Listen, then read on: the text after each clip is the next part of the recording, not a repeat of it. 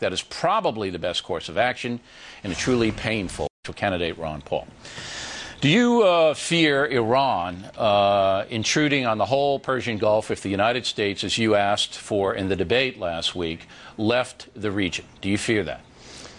Well, I fear that they might want to do that, but I think our policy is leading to that. Everything that we do enhances the Ahmadinejad crowd in Iran. There's a dissenting force in Iran, and everything we do to undermine that government, we have our own CIA over there now trying to undermine that government. In doing that, we bring all their people together, so the ones who want to dissent and oppose him are, they lose their power to do so. So I would say our policy is doing everything conceivable to enhance Iran. Just the whole invasion of Iraq has helped Iran. Well, that may or may not be true. They're the one. It may or may not be true. I mean, it's a debatable issue. I'm not going to say it isn't true, but it's a debatable issue. But look, as we saw in the summer war last year, Iran can arm and finance a force like Hezbollah and cause a lot of trouble. And the United States doesn't have anything to do with that at all. So I think that in our national security situation, we have to assume that Iran is an aggressive nation, that it wants to injure the United States, and is going to use surrogates to do it.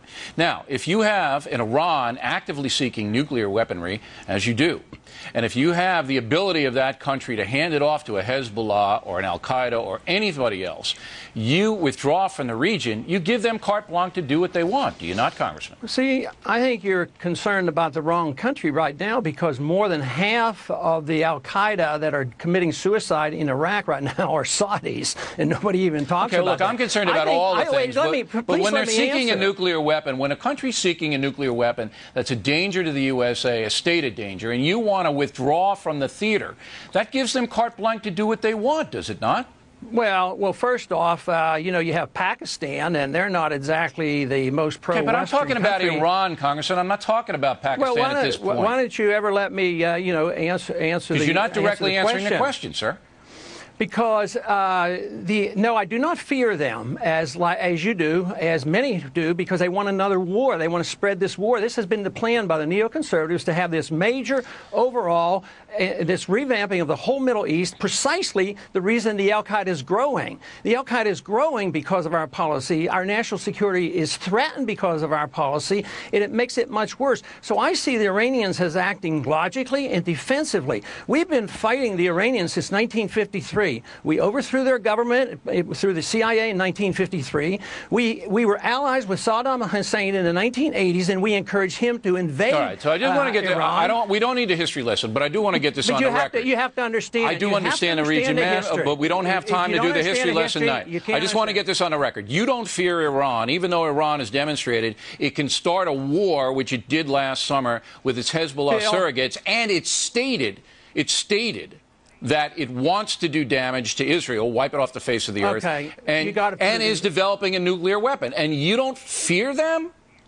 Yes, I worry about it. I'm concerned about it. But what I'm saying is the very policy that you advocate is encouraging that.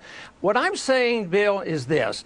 Put it in perspective. They don't have a weapon. They're not likely to get one in 10 years, according to our CIA. That's not true. That's not true. I mean, everybody says it's 5 years or less, and without us in the theater, it's going to happen a lot quicker. How come we got through the Cold War when the Soviets had 40,000 of them? Because it was mutual destruction. It was mutual destruction. Now you can hand off any weaponry or any kind of thing to surrogates who will do your killing for you. You look, if you don't think Iran is sponsoring terrorism, you're living in a land of Oz, Congressman. Well, so Saudi Arabia. What are you going to do with Saudi? What are you going to do with Pakistan? It's not a government policy of Saudi Arabia. It's just their failure to do any effective policing. It's policy in Iran to wipe out Israel, to attack USA.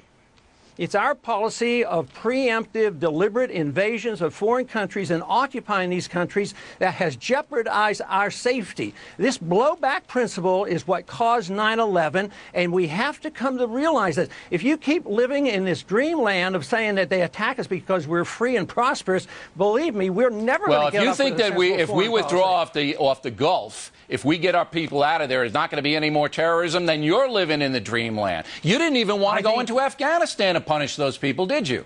You're wrong, Bill. You're wrong on that. I voted for that. So you be careful on your quotes. I mean, you're well, just in the debate, you said you don't want to be there. You don't want to be in Afghanistan. Well, they didn't do what we were supposed to. We were supposed to go after Osama bin Laden. We let him go into Pakistan. We didn't let him go anywhere. He escaped in there. That's war. That's what happens in war. Know.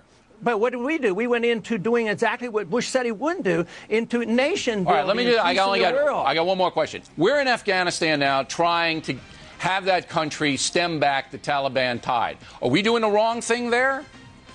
Right now, we're doing the wrong thing because we didn't do what he was authorized to do. The president ignored going after bin Laden, and we don't need to be in nation building. We need to defend this country and defend our national security, and our national security interests are not served by the policy that we're following in the Middle East. It's undermining our national security. Congressman, we got it. We'll have to come to realize it. We got it, and we appreciate the lively debate. Thanks for appearing tonight. Next on the rundown, will Americans start to rebel against the